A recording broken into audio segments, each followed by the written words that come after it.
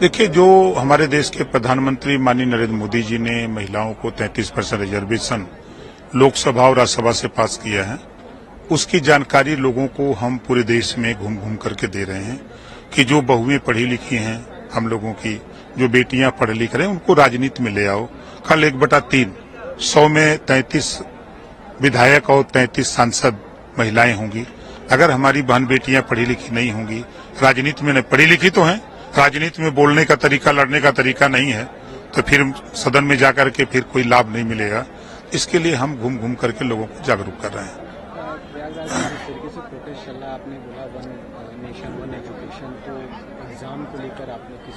देखिए, हम अभ्यर्थियों के साथ खड़े हैं।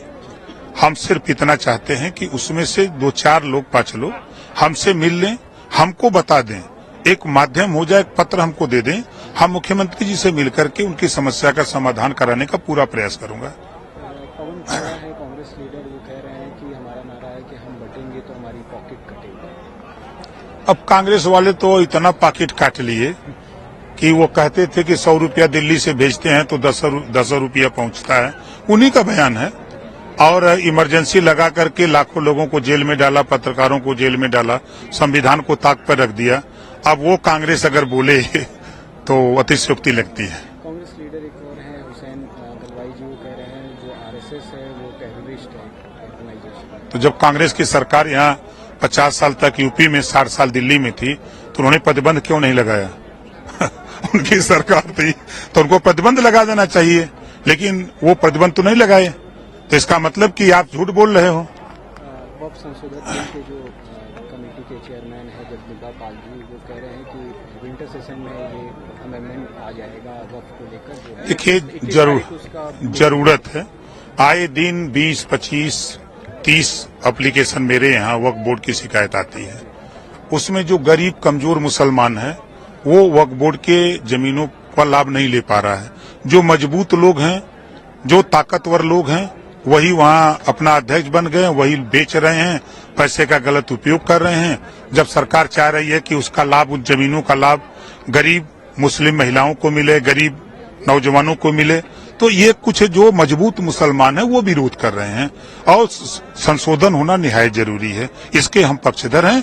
और जगदम्बिका पाल जी ने जो बात कही है वो और जल्दी करें, हम तो करें और जल्दी करें। देव दीपावली का पर्व है, बनारस में सेलिब्रेट हो रहा है, कायदे से दीप जलाए जाएंगे, 17 लाख दिए। आप किस तरीके से देव दीपावली? देखिए, एक वो पर्व है, पर्व मनाने का, खुशी का माहौल है। लोग अपने अपने धर्म को मानने वाले लोग, सब लोग अपने अपने हिसाब से मनाते हैं, तो वो भी एक खुशी का माहौल है जो सनातन धर्म के लोग उसको बढ़ चढ़ के मना रहे हैं। बुलडोजर एक्शन को लोग बहुत खुशी से ले रहे हैं, जो विपक्ष है बहुत खुश है कि अब तो बुलडोजर नहीं चलेगा। और अब तो सुप्रीम कोर्ट ने ये नहीं कहा कि बुलडोजर मत चलाओ।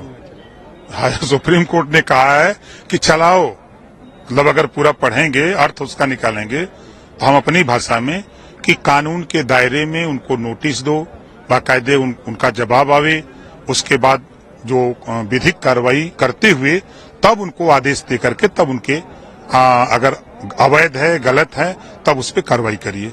बुलडोजर पर मना नहीं किया है, लेकिन कानून के दायरे में, और सरकार कानून के दायरे में ही काम कर रही है। ऐसा नहीं कि हट करके, भाई कोई अपराधी अपराध करके अगर संपत्ति बनाया और सरकार की संपत्ति या किसी की निजी संपत्ति कब्जा किया है, अगर वो क्लेम कर रहा है तो उसको खाली कराने के लिए सरकार नोटिस देती है, पैमाइश होती है। उसके बाद जब निकलता है, चाहे सरकार की जमीन हो चाहे व्यक्ति की जमीन हो, तब उस पर कार्रवाई होती है। ऐसा नहीं है। जो कोर्ट ने कहा है उसका हम स्वागत करते हैं और उसी फैसले के तहत हम लोग काम भी कर रहे हैं। सरकार उसी तरह काम कर रही है, कहीं कोई दिक्कत नहीं है। आखिरी सवाल, महाराष्ट्र और झारखंड इलेक्शन के बाद देखिए, जनता मालिक है, सब लोग अपनी अपनी बात जनता के बीच में कह रहे हैं। और आपने देखा कि हरियाणा में सभी लोग कांग्रेस की सरकार बना रहे थे और बहुमत से एनडीए की सरकार बनी। तो यहाँ भी आप देखिएगा, चाहे वो झारखंड हो चाहे महाराष्ट्र हो, सरकार बनेगी।